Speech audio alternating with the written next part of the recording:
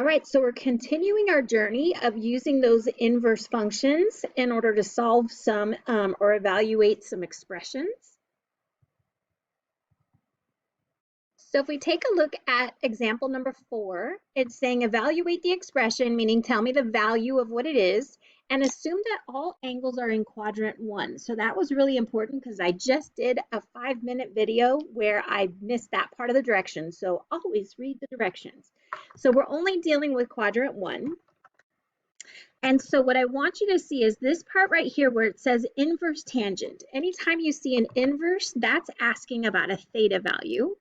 And then once I figure out either the triangle for that theta value or the actual theta value, then I can take the tangent of that and figure out my final answer.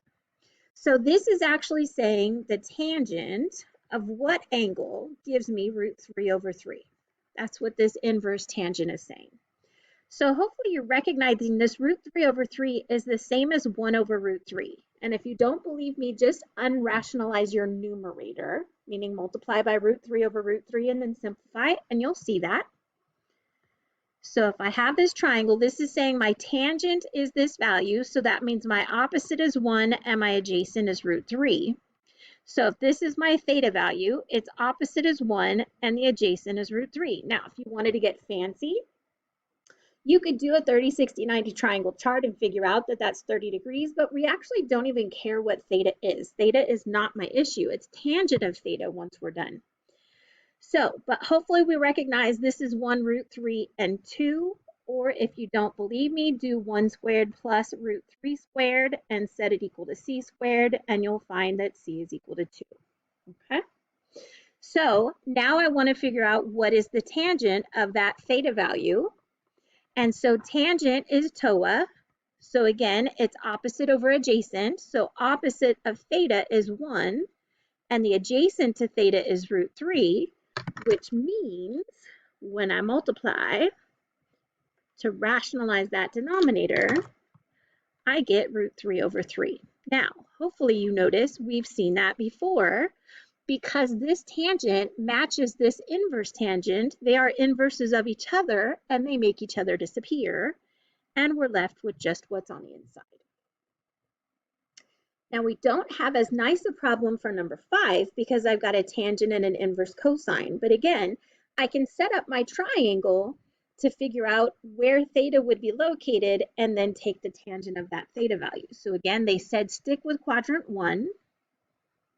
And remember, anytime we have these right triangles, that right angle needs to be right on that x-axis. That's really important. And so this is my angle measure. So this is what is theta. So I'm saying cosine of what angle measure gives me 2/3. So cosine is my ca. So that means I want adjacent over hypotenuse.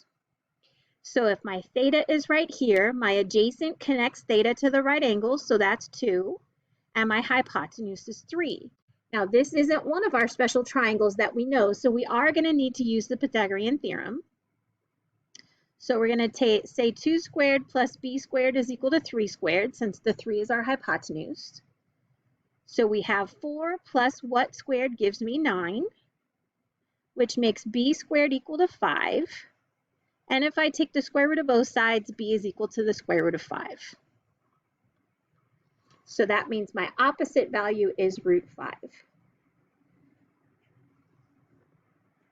So remember up here, we've just set up the triangle for theta.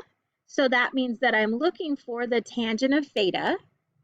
And the tangent of theta is TOA, so that's going to be opposite over adjacent.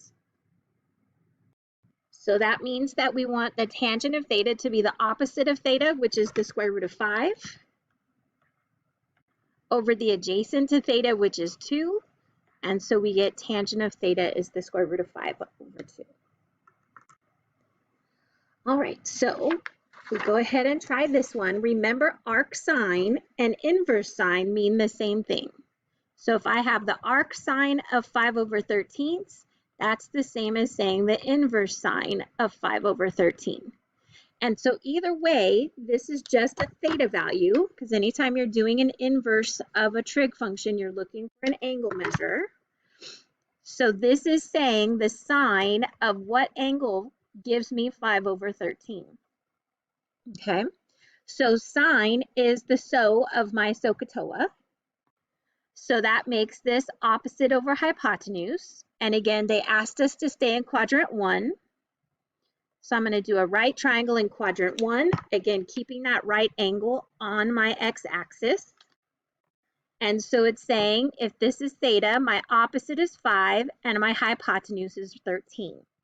Now, you can either recognize that this is a 5, 12, 13 triangle. It's one of our Pythagorean triples. Or you can do 5 squared plus b squared equals 13 squared. And you'll notice that b is equal to 12 when you do that work. Okay? So what this question is saying is once I've set up theta to where the inverse sine is 5/13, what is the cosine of theta? So cosine is a CA. So that means it's adjacent, connecting theta to the right angle, which is 12, over hypotenuse, which is 13. And we are done.